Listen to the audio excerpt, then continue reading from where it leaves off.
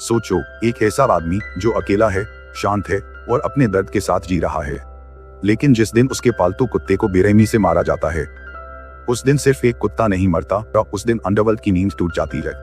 ये गुंडे नहीं जानते थे कि जिस आदमी से उन्होंने पंगा लिया है वो कोई आम इंसान नहीं, बल्कि वो नाम है जिससे कभी पूरा अंडरवर्ल्ड कांपता था।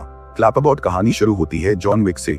खून से लथपथ एक आदमी लड़खड़ाते कदमों से अपनी गाड़ी से बाहर निकलता है। सांसें तेज हैं, शरीर जवाब दे चुका है। वो दीवार के सहारे बैठ जाता है, जेब से फोन निकालता है और एक वीडियो प्ले करता है। सेल फोन स्क्रीन पर दिखाई देती है एक औरत, हेलन, जिसे वो दुनिया पहले ही खो चुका है। वीडियो में उसकी मुस्कान है, लेकिन जॉन की आंखों में सिर्फ दर्द। कुछ सेकंड के लिए ये खूंखार आदमी सिर्फ एक टूटा हुआ पति बन जाता है, और तभी कहानी पलटती है। बैक कैमरा हमें ले जाता है फ्लैशबैक में, जहां से शुरू होती है उस आदमी की असली कहानी, जिसे दुनिया आज जॉन विक के नाम से जानती है। अगली सुबह जॉन भारी दिल के साथ बिस्तर से उठता है। आज कोई आम दिन नहीं है। उंगली से दाहिनी ओर इशारा, आज उसकी जिंदगी का सबसे दर्दनाक दिन है। आज उसकी पत्नी हेलन का फ्यूनरल है। एक ऐसी बीमारी जो धीरे धीरे इंसान को अंदर से तोड़ देती है। उसी बीमारी ने हेलन को उससे छीन लिया था। जॉन की आंखों के सामने पुराने पल घूमने लगते हैं। वो पहला दिन जब वो हेलन से मिला था, वो हंसी, वो बातें, वो छोटे छोटे पल जो उसकी पूरी जिंदगी के सबसे खुशनुमा लम्हे बन गए थे। लेकिन आज उन्हीं यादों के बीच उसे उस इंसान को अलविदा कहना है। उंगली से दाहिनी ओर इशारा, जिससे वो सबसे ज्यादा प्यार करता था। भारी कदमों से जॉन फ्यूनरल में पहुंचता है। खामोशी हर तरफ छाई हुई है।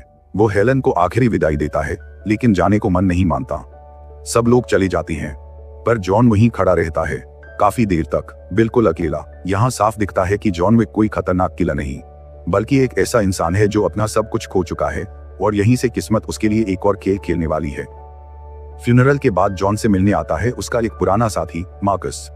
कभी एक जमाना था जब जॉन और मार्कस, उंगली से दाहिनी ओर इशारा, एक ही दुनिया का हिस्सा थे। एक साथ काम, एक जैसे दुश्मन और एक जैसी जिंदगी। लेकिन वक्त के साथ सब कुछ बदल गया। रास्ते अलग हो गए और दोनों अपनी अपनी दुनिया में खो गए। जॉन को एक पल के लिए लगता है शायद मार्कस उसे फिर से उसी अंधेरी दुनिया में उंगली से दाहिनी ओर इशारा वापस खींचने आया है, लेकिन नहीं, मार्कस सिर्फ एक दोस्त बनकर आया था। उस इंसान से मिलने, उंगली से दाहिनी ओर इशारा, जिसने अभी अभी अपनी पत्नी खोई है।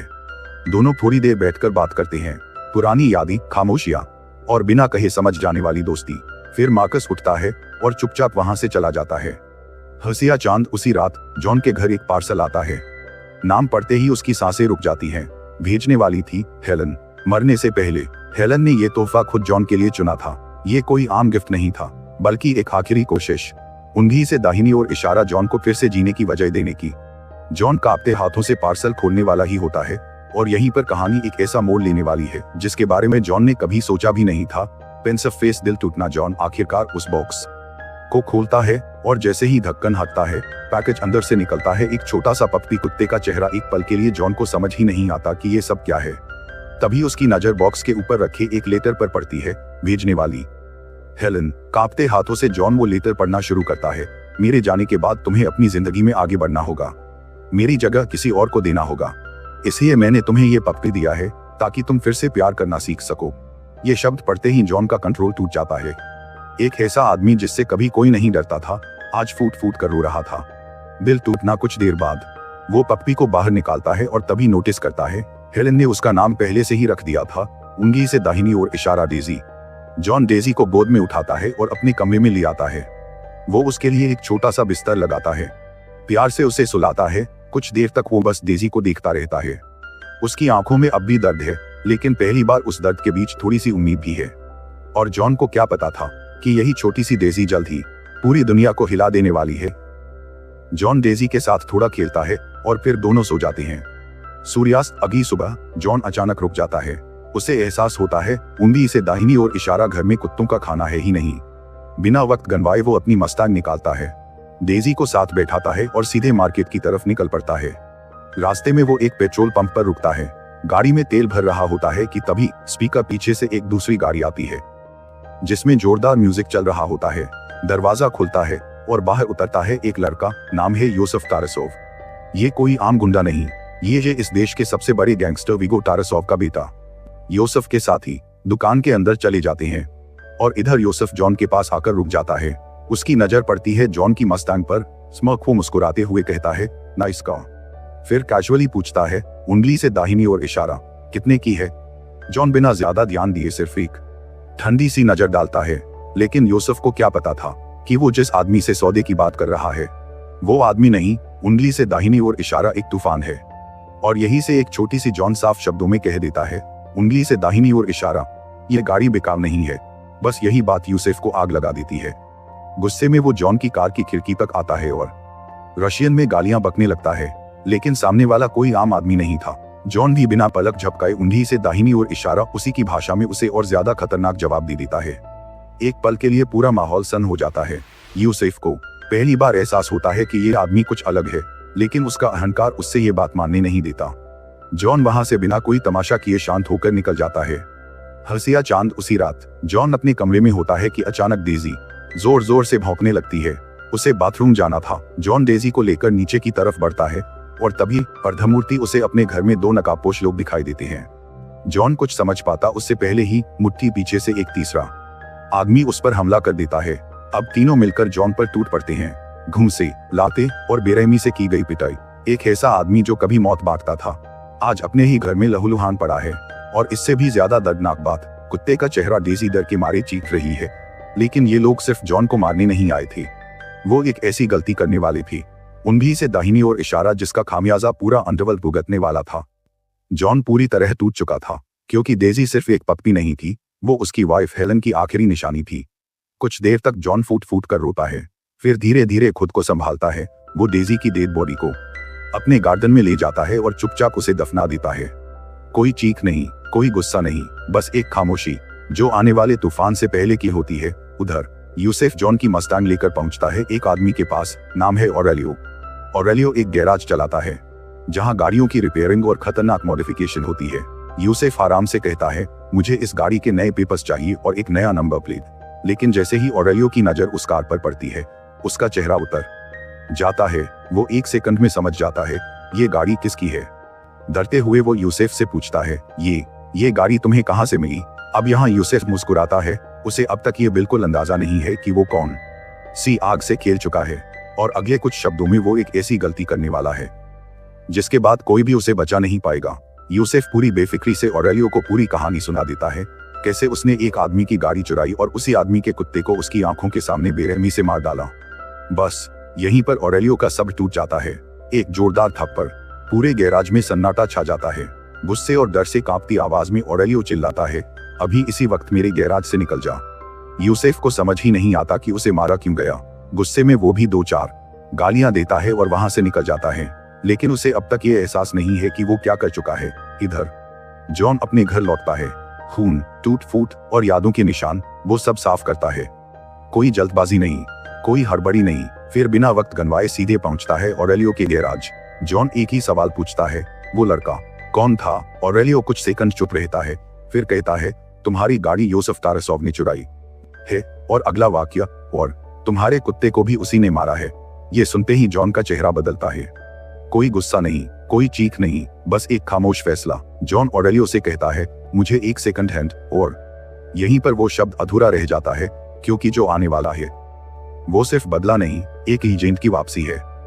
अब ये पीछा किसी गुस्से का नहीं, बल्कि एक तय किए हुए फैसले का है। उसी रात ऑरेलियो के फोन पर एक कॉल आती है। दूसरी तरफ आवाज है शहर के सबसे बड़ी माफिया की, विगो तारसोव। और हाँ, वो असल में यूसुफ का बाप है। विगो गुस्से में ऑरेलियो को गालियां देने लगता है, क्योंकि उसने उसके बेटे पर हाथ उठाया था। लेकिन तभी ऑरेलियो शांति से सिर्फ एक बात कहता है, आपके बेटे ने जॉन विक की गाड़ी चुराई है। एक सेकंड की खामोशी, फिर अगला वाक्य, और उसने उसका कुत्ता भी मार डाला है। बस फोन तुरंत कट हो जाता है। अब जो हुआ वो गुस्सा नहीं था, वो डर था। जॉन विक का नाम सुनते ही विगो के चेहरे का रंग उड़ जाता है। जिस आदमी से पूरा अंडरवर्ल्ड कांपता था, उसके साथ उसके बेटे ने पंगा ले लिया था। अब विगो को अपने साम्राज्य की नहीं, अपने बेटे की फिक्र होने लगती है। थोड़ी देर बाद यूसुफ घर लौटता है। विगो उसे अपने पास बुलाता है। कोई चिल्लाना नहीं, कोई गुस्सा नहीं, वो शांति से उसे शराब का गिलास पकड़ाता है। यूसुफ मुस्कुराता है, लेकिन उसे अंदाजा नहीं है कि ये सुकून उसकी जिंदगी का आखिरी सुकून हो सकता है।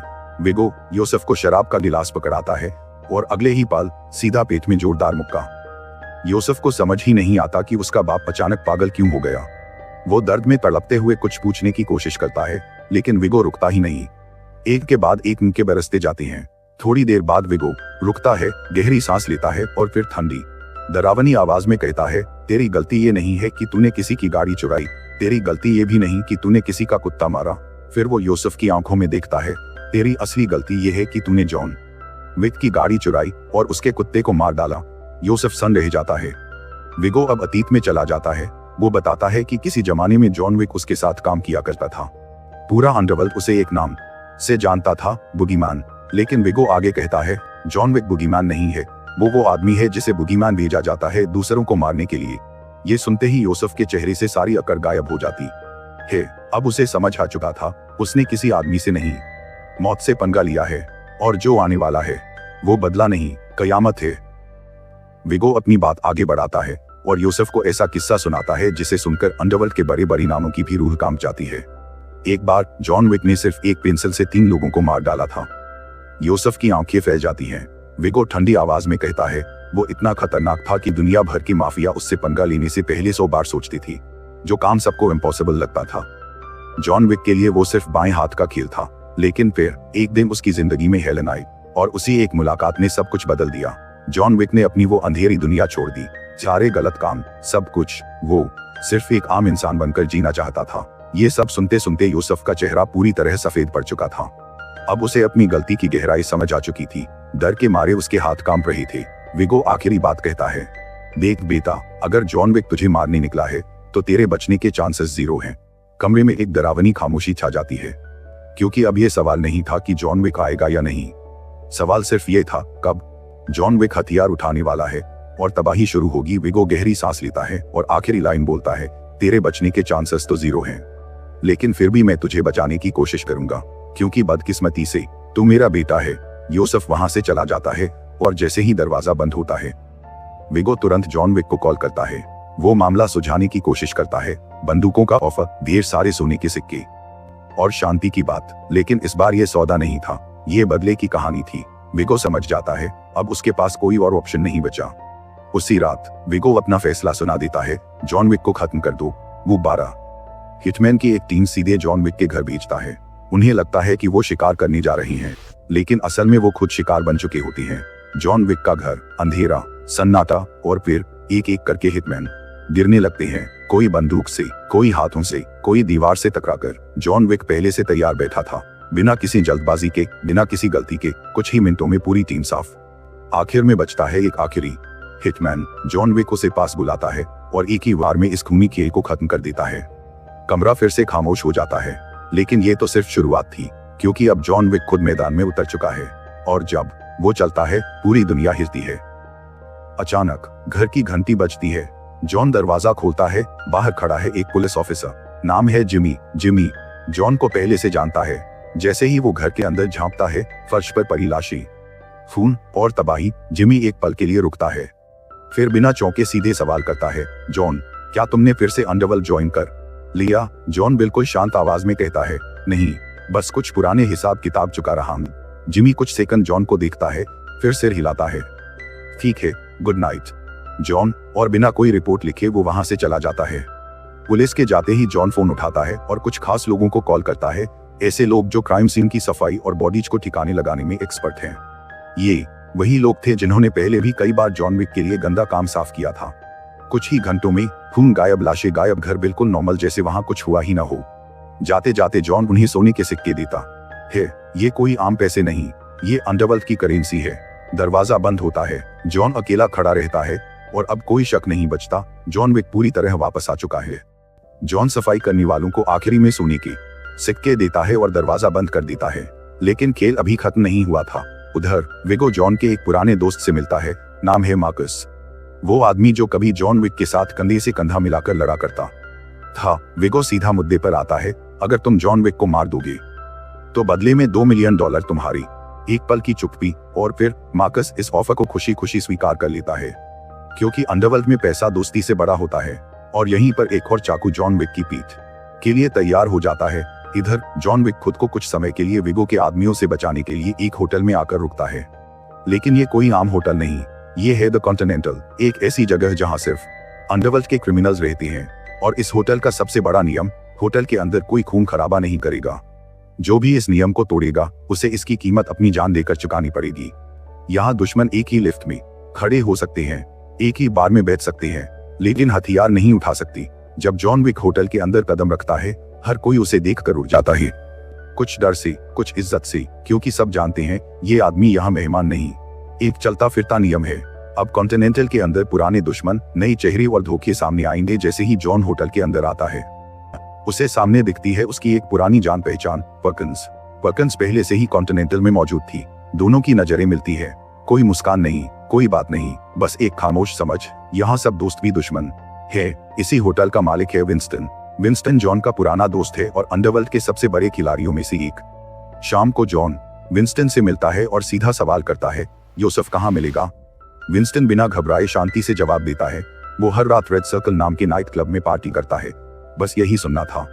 इंफॉर्मेशन मिलते ही जॉन विक अपना असली काम शुरू करता है। वो ढेर सारे हथियार इकट्ठा करता है, गन, मैगजीन, साइलेंसर, और बिना समय गनवाए सीधे पहुंच जाता है रेड सर्कल नाइट क्लब। स्वर अंदर, तेज म्यूजिक, लाइट्स, डांस, और बाहर यूसुफ की सिक्योरिटी। जॉन सबसे पहले बिना आवाज किए 2 गार्ड्स को खत्म करता है जो यूसुफ की पहरेदारी में थे। फिर वो नीचे की तरफ बढ़ता है और अब जो भी उसे रोकने की कोशिश करता है वो बस एक लाश बनकर गिरता है। म्यूजिक बज रहा है, लोग नाच रही हैं, और उसी भीड़ में मौत चुपचाप अपना काम कर रही है, क्योंकि अब जॉन विक शिकार नहीं, शिकारी बन चुका है। महंगी दारू, खूबसूरत लड़कियां और चारों तरफ शोर। यूसुफ अपनी रात एंजॉय कर रहा होता है और तभी क्लब के अंदर जॉन विक दाखिल होता है। अगले ही पल जोरदार गोलीबारी, म्यूजिक दब जाता है, चीखें गूंजने लगती हैं और डांस फ्लोर युद्ध का मैदान बन जाता है। जॉन एक एक करके यूसुफ के गार्ड्स को बड़ी सफाई से गिराता जाता है। कोई कवर के पीछे छुपता है तो गोली, कोई भागने की कोशिश करता है तो गोली। लेकिन इसी अफरा तफरी में यूसुफ मौका देख लेता है। वो क्लब से बाहर निकलता है और एक गाड़ी में बैठकर वहां से फरार हो जाता है। जॉन उसे पकड़ने की कोशिश करता है, लेकिन तब तक देर हो चुकी होती है। गुस्से में जॉन क्लब के अंदर बचे हर एक आदमी को चुन चुन कर खत्म कर देता है। इसी दौरान एक लड़ाई में उसे चाकू लग जाता है। खून बह रहा है, लेकिन जॉन रुकता नहीं। कुछ देर बाद वो वापस लौटता है कॉन्टिनेंटल होटल में। यहाँ एक डॉक्टर बिना सवाल पूछे उसकी मरहम पट्टी करता है। कोई रिपोर्ट नहीं, कोई पुलिस नहीं, बस प्रोफेशनल काम। इलाज के बाद जॉन अपने कमरे में जाता है, दरवाजा बंद करता है और शीशे में खुद को देखता है। अब वो जान चुका है ये लड़ाई लंबी होने वाली है। यूसुफ भाग चुका है, लेकिन बच नहीं पाया है, क्योंकि जिस दिन जॉन विक ने शिकार शुरू किया उस दिन से अनजान तय हो गया था। कमरे में आकर जॉन थोड़ी शराब पीता है अपने दर्द को दबाने के लिए, लेकिन उसकी आंखें अब भी पूरी तरह अलर्ट हैं। उसी रात सामने वाली बिल्डिंग की छत पर एक साया दिखाई देता है, मार्कस, हाथ में स्नाइपर, निशाना सीधा जॉन के कमरे पर। लेकिन तभी मार्कस कुछ और देख लेता है। कोई शख्स चुपचाप जॉन के कमरे में घुसने की कोशिश कर रहा था। मार्कस बिना सोचे एक वार्निंग शॉट फायर करता है। गोली खिड़की के पास लगती है। जॉन तुरंत समझ जाता है खतरा अंदर है। अगले ही पल कमरे में घुसती है पर्किंस। पर्किंस बिना रुके जॉन पर गोलियां चलाने लगती है, लेकिन जॉन एक एक गोली से बड़ी सफाई से बचता जाता है। कमरा युद्ध का मैदान बन जाता है। तभी पर्किंस हंसते हुए कहती है, अगर मैं तुम्हें कॉन्टिनेंटल के अंदर मार दूं तो विगो मुझे $4 मिलियन देगा। ये सुनते ही जॉन समझ जाता है कॉन्टिनेंटल का सबसे बड़ा नियम तोड़ दिया गया है और अब कोई रहम नहीं होगा। अगले ही सेकंड दोनों के बीच जोरदार हाथापाई शुरू हो जाती है। घूंसे, धक्के, फर्नीचर टूटता हुआ। पर्किंस तेज है, लेकिन जॉन ज्यादा खतरनाक। ये लड़ाई सिर्फ जान लेने की नहीं, ये अंडरवर्ल्ड के कानून तोड़ने की सजा तय करने वाली है। और बाहर मार्कस अब भी छत पर है, निशाना लगाए हुए, क्योंकि आज रात जॉन विक अकेला नहीं है। खुद घायल होने के बावजूद जॉन पीछे नहीं हटता।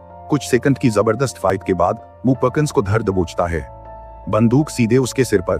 पर्किंस समझ जाती है अब खेल खत्म है। डर के मारे वो अपनी जान की भीख मांगती है और बदले में एक बहुत बड़ी इंफॉर्मेशन देती है। विगो अपने सारे पैसे और जरूरी फाइल्स एक चर्च के बेसमेंट में छुपा कर रखता है। ये सुनते ही जॉन की आंखों में एक ठंडी चमक आ जाती है। उसका काम हो चुका था। वो पर्किंस को बेहोश कर देता है।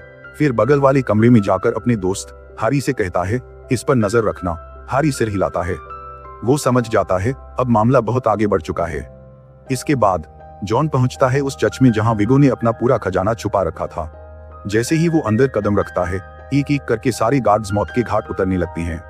कोई गोली से, कोई हाथों से, कोई दीवार से टकराकर पूरा चर्च युद्ध का मैदान बन जाता है। और जो सबसे दिलचस्प बात, वहां मौजूद नकली फादर जॉन उसे बंदूक दिखाकर डराता है और बेसमेंट का रास्ता पूछता है। अब फादर के पास कोई झूठ बोलने का मौका नहीं था, क्योंकि सामने कोई चोर नहीं, खुद मौत खड़ी थी। और जैसे ही जॉन सीढ़ियों से नीचे उतरता है, अब विगो की ताकत की जड़ पर सीधा वार होने वाला है। जॉन विगो के खजाने तक पहुंच जाता है। वो तिजोरी में मौजूद सारी लड़कियों को बाहर निकाल देता है और अगले ही पल पूरा खजाना आग के हवाले। सोना, पैसे, फाइल्स सब जलकर राख। जैसे ही विगो टारासॉव को ये खबर मिलती है, वो पागलों की तरह चर्च की तरफ भागता है, लेकिन देर हो चुकी थी। जॉन पहले से वहां मौजूद था। गोलियों की बारिश शुरू होती है। एक एक करके विगो के गार्ड गिरते चले जाते हैं, लेकिन तभी एक तेज रफ्तार गाड़ी सीधे जॉन को टक्कर मारती है। जॉन हवा में उछलता है और जमीन पर गिरते ही बेहोश हो जाता है। जब जॉन की आंख खुलती है, वो खुद को एक कुर्सी से बंधा हुआ पाता है। सामने खड़ा है विगो। उसने जॉन को पकड़ लिया था, लेकिन मारा नहीं। विगो पूछता है, इतना सब कुछ सिर्फ एक कुत्ते के लिए? जॉन धीरे से सिर उठाता है और ठंडी आवाज में कहता है, वो कोई नॉर्मल कुत्ता नहीं था, वो मेरी पत्नी हेलेन की आखिरी निशानी थी, और योसेफ ने मुझसे वो भी छीन लिया। अब जॉन सीधे विगो की आंखों में देखता है। अब तेरे पास सिर्फ दो रास्ते हैं, या तो तू मुझे योसेफ का पता बताएगा, या फिर उसके साथ साथ तू भी गोली खाएगा। विगो कुछ नहीं बोलता, बस अपने आदमियों की तरफ देखता है और एक इशारा करता है, इसे मार दो, और खुद वहां से चला जाता है। दो गुंडे जॉन के सिर पर प्लास्टिक बैग चढ़ा देते हैं और उसका दम घुटने लगती है। जॉन छटपटाता है, हाथ बंधे हुए हैं, सांस टूट रही है, लेकिन विगो एक बात भूल गया था। सामने वाली बिल्डिंग में अब भी कोई मौजूद था। मार्कस छत पर लेटा हुआ स्नाइपर से निशाना लगाई, और जैसे ही जॉन की जान खतरे में पड़ती है, ऊपर से गोली चलती है। और अब अगला सीन सब कुछ पलट देगा। ऊपर छत से सब कुछ मार्कस दिख रहा था। जैसे ही जॉन की सांसें टूटने लगती हैं, मार्कस समय रहते गोली चलाता है। एक गार्ड वहीं देर उसी पल जॉन भी मौका पकड़ लेता है और दूसरे गार्ड को पलटकर जमीन पर चित कर देता है। अब हालात पलट चुके थे। जॉन एक बंदूक उठाता है और बिल्डिंग से बाहर निकलते ही गोलियों की बारिश शुरू कर देता है। विगो की गाड़ियां एक एक करके मौत का पिंजरा बन जाती हैं। जो भी अंदर था, कोई नहीं बचता। आखिर में जॉन सीधे विगो टारासॉव के सामने आकर रुकता है, बंदूक सीधी सीने पर। योसेफ कहाँ है? विगो की आवाज कांप जाती है। डर के मारे वो सब कुछ उगल देता है। मैंने योसेफ को ब्रुकलिन के एक सेफ हाउस में छुपा कर रखा है, बस यही सुनना था। जॉन बिना कुछ बोले मुड़ता है और वहां से निकल जाता है। इधर योसेफ अपने दोस्तों के साथ मजे कर रहा होता है। हंसी, शराब और ऊंची आवाज में म्यूजिक। घर के बाहर कई हथियारबंद गार्ड्स पूरी सिक्योरिटी में लगे होते हैं। योसेफ को लगता है वो अब सेफ है, लेकिन उसे क्या पता था, मौत अब बहुत करीब है।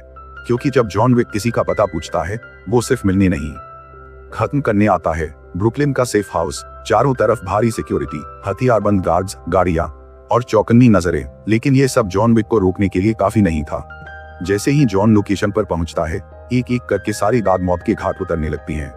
कोई समझ पाता उससे पहले ही खेल खत्म। जॉन सिर्फ यही नहीं रुकता, वो बाहर खड़ी सारी गाड़ियों को बम से उड़ा देता है, ताकि इस बार यूसुफ के पास भागने का कोई रास्ता न बचे। इसके बाद जॉन घर के अंदर एंटर करता है। कमरों में खामोशी है और तभी उसे मिल जाता है यूसुफ टारासॉव। जॉन बिना कुछ बोले सीधे उसके पेट में गोली मारता है। यूसुफ जमीन पर गिर जाता है। डर से कांपती आवाज में वो रहम की भीख मांगता है, लेकिन जॉन के चेहरे पर कोई इमोशन नहीं। तुमने मुझसे सब कुछ छीन लिया था, और अगली ही सेकंड एक हेडशॉट। यूसुफ की कहानी यहीं खत्म। काम पूरा करने के बाद जॉन सीधा पहुंचता है अपने दोस्त मार्कस के पास। वो उसकी तरफ देखता है और बस इतना कहता है, थैंक्स। मेरी जान बचाने के लिए। दोनों के बीच एक खामोश समझ होती है, लेकिन तभी दूर से कोई ये सब देख चुका था। पर्किंस जॉन और मार्कस दोनों को साथ में देख लेती है, और उसके चेहरे पर एक खतरनाक मुस्कान आ जाती है, क्योंकि अब उसके पास एक नई डील और एक नया मौका था। अब पर्किंस सब कुछ समझ चुकी थी। मार्कस ने विगो को धोखा दिया था और जॉन की जान बचाई थी, और अंडरवर्ल्ड में धोखे की कीमत हमेशा मौत होती है। एक रात विगो के गुंडे मार्कस को चारों तरफ से घेर लेते हैं। उसे पकड़कर सीधे विगो के पास लाया जाता है। कोई सवाल नहीं, कोई सफाई नहीं, बस बेरहमी से पीट पीट कर मार्कस को जान से मार दिया जाता है। इसके बाद जॉन के फोन पर एक कॉल जाती है, सिर्फ एक लाइन, तुम्हारे दोस्त मार्कस मर चुका है। इसके बाद विगो टारासॉव सीधे अपने हेलीकॉप्टर की तरफ बढ़ता है। उसका प्लान साफ था, शहर छोड़ो और जान बचाओ। लेकिन कहानी इतनी आसान नहीं थी। उधर कॉन्टिनेंटल होटल में होटल का मालिक विंस्टन पर्किंस को मिलने बुलाता है। पर्किंस को लगता है कि शायद कोई डील होगी, लेकिन जैसे ही वो कमरे में जाती है, चार लोग अचानक उस पर टूट पड़ते हैं। कुछ ही सेकंड में पर्किंस को जान से मार दिया जाता है। उसकी गलती सिर्फ एक थी, उसने कॉन्टिनेंटल के नियम तोड़े थे, और यहाँ नियम तोड़ने की सिर्फ एक सजा होती है, मौत। इधर जॉन मार्कस की लाश के पास खड़ा है। कोई आंसू नहीं, कोई आवाज नहीं, लेकिन उसकी आंखों में आग जल रही है। अब ये बदला किसी कुत्ते के लिए नहीं, ये बदला दोस्ती के खून का है। जॉन मुड़ता है और अब उसका एक ही टारगेट बचा है, विगो टारासोव। और इस बार कोई नियम नहीं, कोई होटल नहीं, कोई रहम नहीं। अब जॉन पूरी तरह टूट चुका था और जब जॉन टूटता है तो वो रुकता नहीं, खत्म करता है। रास्ते में उसे विगो टारासोव की गाड़ी दिख जाती है। जॉन बिना एक पल सोचे अपनी कार को सीधे विगो की गाड़ी में जोरदार टक्कर मार देता है। लोहे की चीख, कांच का बिखरना और बदले की शुरुआत। विगो समझ जाता है कि अब आखिरी दांव खेलना पड़ेगा। वो जॉन को मारने के लिए अपने सबसे खतरनाक गुंडे अवी को भेजता है, लेकिन जॉन के लिए ये बस एक और नाम था। पलक झपकते ही अवी का खेल खत्म। अब विगो खुद जॉन की कार को धकेलकर उसे गिराने की कोशिश करता है, लेकिन लास्ट मोमेंट पर जॉन गाड़ी से कूद जाता है।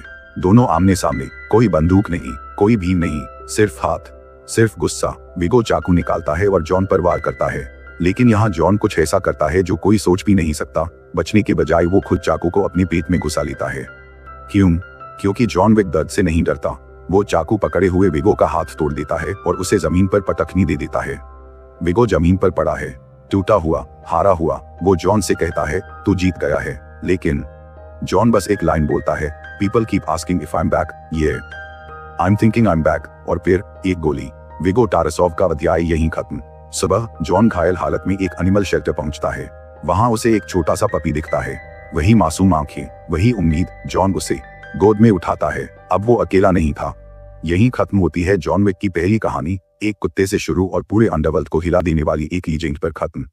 इसके बाद जॉन ने अपने पेट से वही चाकू निकाला